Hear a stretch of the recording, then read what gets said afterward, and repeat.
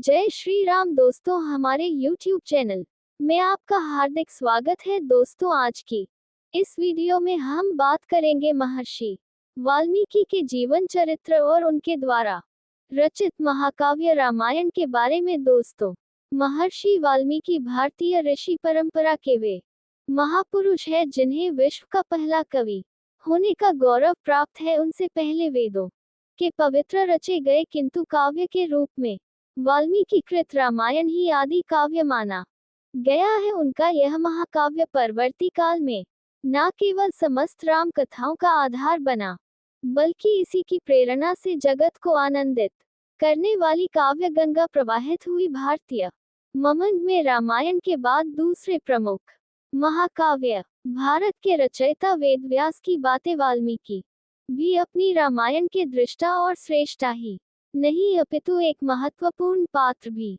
है। भगवान श्री राम की संतति इन्हीं के आश्रम में जन्मी और इन्हीं के द्वारा शिक्षित, दीक्षित व संस्कारित होकर यशस्वी बनी। श्री रामचरितमानस में तुलसीदास ने वाल्मीकि को सीताराम के गुण समूह रूपी पवित्र वन में विहार करने वाला तथा विशुद्ध विज्ञान संपन्न कवीश्वर कहकर हनुमान जी के साथ इनकी वंदना की है। स्वरचित रामायण उत्तर कांड में वाल्मीकि ने स्वयं को प्रचेता का पुत्र कहा है। देवी सीता के रसातल में प्रवेश से पूर्व उनकी शुद्धता का समर्थन वलकुश का परिचय कराते हुए वे कहते हैं, हे राम, मैं प्रचेता का 10वां पुत्र हूँ। मेरे मुंह से कभी झूठी बात निकली हो इसका मुझे स्मरण नहीं। मैं सत्य कहता हूँ, ये दोनों आपके ही पुत्र हैं।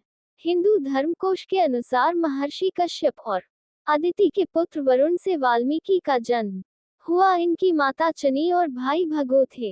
वरुण का एक नाम प्रचेत भी है, अतः वाल्मीकि प्रचेत इस नाम से भी विख्यात है। तैत्र उपनिषद में वर्णित ब्रह्म विद्या वरुण और भगु के संवाद रूप में है। इससे स्पष्ट होता है कि भगु के अनुज वाल्मीकि परम ज्ञानी व तपस्वी थे। उग्र तपस्या ब्रह्म तन में देहा अध्यास न रहने के कारण इनके शरीर को ने ढक लिया था। जब ये दीमक के वाल्मीकि से बाहर निकले तब से इनका नाम वाल्मीकि प्रसिद्ध हो गया। इनका आश्रम तमसा नदी के तट पर था। पुराणों में इन्हें व्याध या 10 बताया गया है, जो कालांतर में राम नाम जपक कवि बने थे। स्कंद पुराण में बैसा महात्म में इन्ह व्या बताया है। बद जन्म से पहले ये स्तंभक नामक श्रीवत्स गोत्री ब्राह्मण थे। फिर व्याध जन्म में शंख ऋषि के सत्संग से राम नाम जप करया। दूसरे जन्म में अग्नि शर्माया रत्नाकर हुए। फिर सप्त ऋषियों के सत्संग से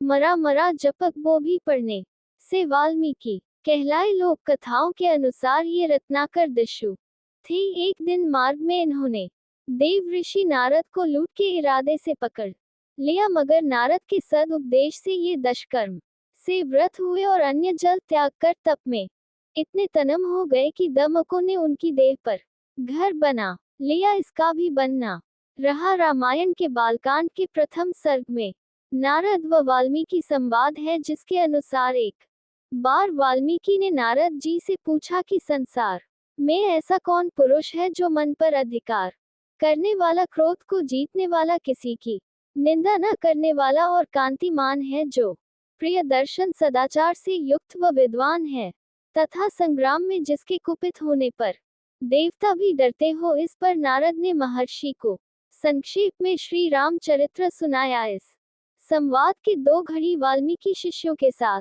तमसा नदी के तट पर पहुंचे। वहां क्रोंच पक्षियों का एक जोड़ा प्रणरत था, जिस पर उसी दौरान एक निषाद ने बाढ़ चलाया और नर पक्षी की मृत्यु हो गई। इससे मादा पक्षी रोने लगी और उन दोनों की दशा को देखकर वाल्मीकि पहले दया से और फिर क्रोध से भर गए। उसी क्षण उनके कंठ से कुछ पंक्तियां निकली। उन्होंने कहा, हे निषाद, तुझे नित्य निरंतर कभी भी शांति ना मिले, क्योंकि तूने काम से मोहित इस क्रोंच के जोड़े में से एक की बिना किसी अपराध के हत्या कर डाली है। इस शोक की पीड़ा में निषाद को दिया साप था, लेकिन इसके मूल में करुणा थी। वाल्मीकि ने अनुभव किया कि उनके मुख से निकला बा 4 चरणों में आबद्ध है। उसके प्रत्येक चरण में बराबर अर्थात 8 अक्षर थे और उसे बीड़ा की लय पर गाया भी जा सकता था।